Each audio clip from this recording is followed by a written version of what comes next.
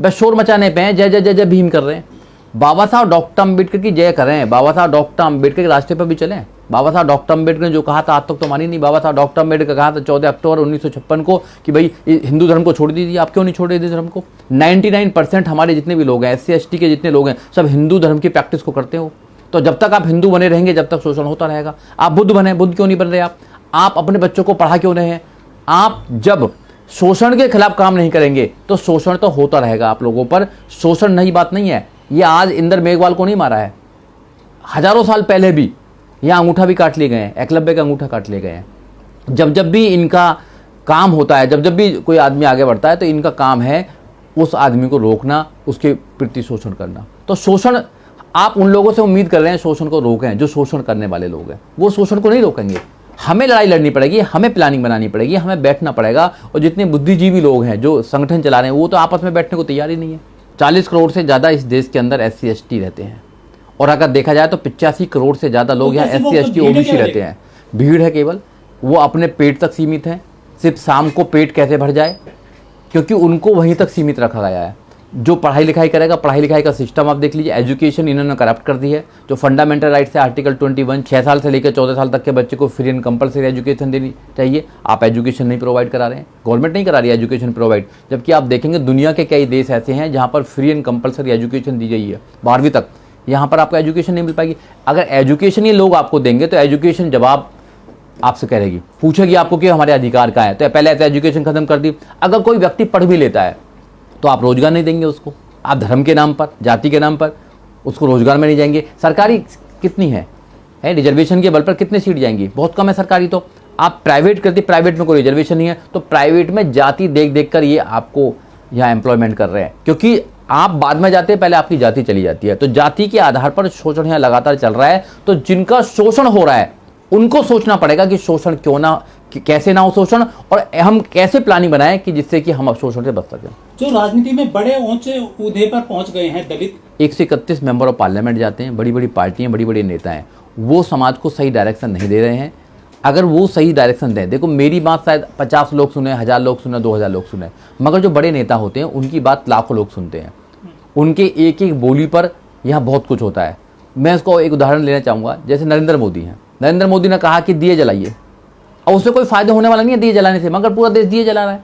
नरेंद्र मोदी ने कहा कि थाली बजाइए, सब थाली बजा रहे हैं, थाली बजा रहे हैं सब। अभी नरेंद्र मोदी ने कहा, हाँ, तो ये समझना पड़ेगा ना हमारे नेता क्यों नहीं कर रहे हैं। हमारे नेताओं को करना चाहिए। अगर हमारे नेता बनाए, अगर 1, 2000, 10,000, 20,000 एडवोकेटों को इकट्ठा करके उनकी एक टीम बनाई जाए कि आप जहां भी शोषण होगा आप वहां काम करेंगे। नौजवानों की टीम बनाई जाए कि जहां भी शोषण होगा वहां पर आप आंदोलन करेंगे। आप महिलाओं की यूनिट बनाई जाए कि आप महिलाओं को जगाने का काम करेंगे।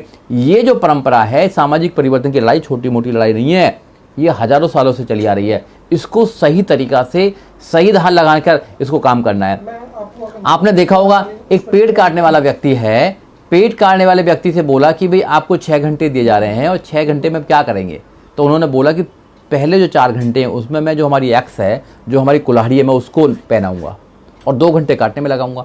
तो हमारे लोगों को प्लानिंग से काम करना चाहिए। हमारे पास ना तो कोई प्लानिंग है, हमारे पास ना कोई रास्ता कहाँ जाना, ना कोई गोल है। शोर मचाए जा रहे हैं, सड़कों पर शोर मचाए जा रहे हैं। कुछ चंद लोगों को दर्द होता है, बाहर निकलते हैं, मोमबत्ती खरीदते हैं, जला के आ जाते हैं, और जलाने के बाद में फिर अपने घर बैठ जाते हैं। फिर दूसरा कोई शोषण होता है इंदर मेघवाल जैसे लोगों पर, फिर मोमबत्ती निकालते हैं, फिर करते हैं। जब तक आप प्लानिंग से काम नहीं करेंगे, सत्ता में आपकी भागीदारी नहीं होगी, आपकी सरकारों में भागीदारी नहीं होगी, आपके ग्रुप्स नहीं होंगे अच्छे अच्छे जो आपकी कोर्ट में लड़ाई लड़ सकें, मैदान में लड़ाई कर सकें, पार्लियामेंट में लड़ाई कर सकें, जब तक कोई इसका समाधान नहीं होगा। जब आपकी सरकार होती है, जब आपके लोग आपकी आवाज़ उठाने वाले होते हैं, जब आपकी कोर्ट में कचहरी में सुनने वाले लोग होते हैं, तो आप पर कम अत्याचार होता है। और आप उनसे उम्मीद करें जो अत्याचार कर रहे हैं कि वो अत्याचार बंद कर दें। वो क्यों बंद कर देंगे अत्याचार, बताइए? वो अत्याचार बंद नहीं करेंगे, क्योंकि उनकी मानसिकता ऐसी है, उनकी मानसिकता बन चुकी है कि वो आपसे नफरत करते हैं, और इतनी नफरत करते हैं आपसे, इतनी नफरत करते हैं आप सोच भी नहीं सकते हैं। आप भाईचारा फैलाना चाहते हैं, आप हिंदू बनना चाहते हैं, वो बनाने नहीं चाहते आपको मंदिर से निकालेंगे, आपको मूंछों पर मारेंगे, आपका कत्ल करेंगे अगर आप बारात चढ़ाएंगे, आप अच्छे कपड़े पहनेंगे, इवन आप कुछ भी करेंगे और आपसे नफरत ही करेंगे। तो आप उनसे क्यों भाईचारा रखना चाहते हैं? क्यों रखना चाहते हैं भाईचारा? ये आपकी भूल है। आपको अपनी अलग यूनिट बनानी पड़ेगी, जो बाबा साहब डॉक्टर अम्बेडकर कह के गए हैं। अगर आपने बाबा साहब डॉक्टर अम्बेडकर की 14 अक्टूबर 1956 की बात नहीं मानी, तो सब ऐसे ही शोषण के शिकार होंगे, एक एक करके सब शिकार होंगे, हो भी नहीं सब शिकार। आपको माननी पड़ेगी। आप बुद्ध क्यों नहीं बनना चाहते? क्यों नहीं बनना चाहते बुद्ध? क्योंकि आपने बाबा साहब डॉक्टर अंबेडकर को धोखा दिया है, और जो धोखा देते हैं, जिन्होंने अपने 4-4 बच्चों की कुर्बानी दी, उनको धोखा देने का काम किया, आपके साथ ऐसे ही होगा। बेकार की बात है, कोई संगठन में नहीं है, एक भी सही रूप से संगठन नहीं बन पाया, क्योंकि एक दूसरे पर विश्वास ही नहीं है। संगठन बनाने के लिए पैसा चाहिए, संगठन बनाने के लिए लोग चाहिए, संगठन बनाने के लिए प्लानिंग चाहिए।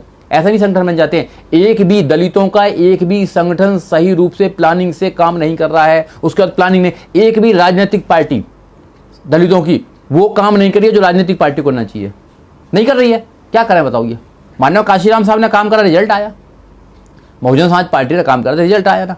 एक भी संगठन बताइए वो काम कर रहा हो तो? संगठन एक दूसरे से चल रहे हैं कि ये नेता न बन जाए, नेता न बन जाए, वहां चला जाए। अरे आपके पास प्लानिंग नहीं है, आपके पास में एक ही आदमी सब कुछ काम कर रहा है। ऐसा नहीं हो सकता। संगठन एक प्लानिंग होती है, उसमें अलग अलग ग्रुप्स होते हैं, अलग अलग चीज़ों को, अलग अलग फाइनेंस कौन देखेगा, लीगल कौन देखेगा, आंदोलन कौन देखेगा, ठीक है, एजुकेशन कौन देखेगा, बिजनेस कौन देखेगा, सब पूरे विंग्स होती हैं, विंग्स डेवलप की जाती हैं, उसके बाद प्लानिंग बनी जाती है, प्लानिंग से काम होते हैं। आप पूरे दलित, एक हत्या कहीं हो जाती है, एक अत्याचार हुआ, पूरे दलित सारी एनर्जी एक ही पर लगा देते हैं, उसके बाद में फिर शांत बैठ जाते हैं सारे लोग। हम भी देखते आ रहे हैं बहुत दिन से, आप भी देखते आ रहे हैं, पत्रकारिता करते हैं, देखा नहीं आपने? आंदोलन होते हैं, बड़े बड़े आंदोलन होते हैं, हजारों लाखों रुपया खर्च करते हैं, उसके बाद क्या होता है? रिजल्ट क्या? जीरो। फिर पता ही नहीं होता कि केस उसमें कचहरी में चल क्या रहा है, कोर्ट में चल क्या रहा है, उस केस में कोई पूछने वाला ही नहीं है। एक दो एडवोकेट बेचारे करते रहते हैं, वो अपने केस करें और दूसरे केस करें, कोई प्लानिंग नहीं है, कुछ नहीं है। जैसे ही मोमबत्ती जलाने का काम करते हैं, 40 करोड़ लोग हैं, एक मोमबत्ती कितने रुपए की आती है? 5 रुपए की आती है। 40 करोड़ मल्टीप्लाई 5, 20 मतलब 200 करोड़ रुपया। 200 करोड़ रुपया तुम कुछ भी कर सकते हो।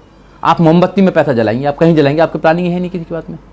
तो आप प्लानिंग से काम करना पड़ेगा। और जिन्होंने पैसे कमा रखा है, जिन लोगों ने पैसे कमा रखा है, वो किसी को सपोर्ट करने को तैयार नहीं है, इसलिए अकेले के लिए मर रहे हैं। शोषण होता रहेगा, शोषण के लिए तैयार रहो। अभी तो ये शोषण दिखाई दे रहा है, किसी को मार दिया, मगर जो सरकार शोषण कर रही है वो दिखाई नहीं दे रहा। आपके सारी संपदाएं छीन ली हैं, आपके एजुकेशन छीन ली है, आपकी नौकरी छीन ली है, सब कुछ छीन लिया है।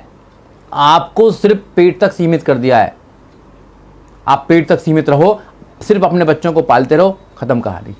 तो फिर दलितों के नाम पे नेता क्यों बन गए हैं बहुत सारे? ये दलितों के नाम पर कौन नेता बना बताइए? जो दलितों के नाम पर नेता बन रहे हैं वो नेता भी ऐसे ही हैं। अब जो बीजेपी में नेता बन रहे हैं वो लोग तो मानने को तैयार ही नहीं है कि हम दलितों के नाम पर नेता बने। वो तो कह रहे हैं कि बीजेपी ने बना दिया हमको, बीजेपी का आशीर्वाद है, बीजेपी कहेगी दिन को रात तो रात कहेंगे, रात को दिन कहेंगे दिन कहेंगे। हमारे गले में पट्टा पड़ा हुआ है, हम तो पट्टे की बात करेंगे। जैसे कहेंगे भूखो तो भूखेंगे, जैसे कहेंगे करेंगे वैसे करेंगे। तो उनसे उम्मीद करना कि वो तुम्हारी लड़ाई लड़ेंगे, अरे ऐसे बेकार की बात है। वो उन्हीं के लोग हैं, वो उनसे ज्यादा ब्राह्मणवादी लोग हैं, वो उनसे ज्यादा मनुवादी लोग हैं। आप उनसे उम्मीद करें 131 मेंबर ऑफ पार्लियामेंट चलेंगे, वो हमारी बात करेंगे। तुम्हारा असली रिप्रेजेंटेटिव नहीं है वो, समझना पड़ेगा आपको, क्योंकि वो अंबेडकरवादी नहीं है, वो बुद्ध को मानता ही नहीं है। वो तो उन्हीं की वही करते हैं, वो तो सब वही तो कर रहे हैं। वो हमारी लड़ाई क्या? हमारी लड़ाई सामाजिक परिवर्तन से। परिवर्तन से क्या है? जब तक आप अपनी अलग यूनिट बनाओगे, जब तक आपकी अलग आइडेंटिटी नहीं होगी, जब तक ये शोषण बंद नहीं होगा। अलग आइडेंटिटी बाबा साहब डॉक्टर अंबेडकर दे के गए हैं आपको, बुद्ध की आइडेंटिटी दे के गए हैं। आप जब तक आपको बुद्ध की प्रैक्टिस नहीं करेंगे, अपने आप को बौद्धिस्ट नहीं मानेंगे, जब तक बात बनने वाली नहीं है। जब तक आप हिंदू रहेंगे तो आप दलित रहेंगे, आप शोषित रहेंगे, आप शूद्र रहेंगे। शूद्र पर हमेशा से सदियों से शोषण होता आया है। उनका ये मौलिक अधिकार बना रखा है कि हम तो इनको शोषण करेंगे। तो जब तक आप बाबा साहब को नहीं मानेंगे पूर्ण रूप से, जब तक काम चलने वाला नहीं है। आज मान जाओ या 1000 साल बाद मानो, मानना तो पड़ेगा ही आपको। शोषण चाहते रहो।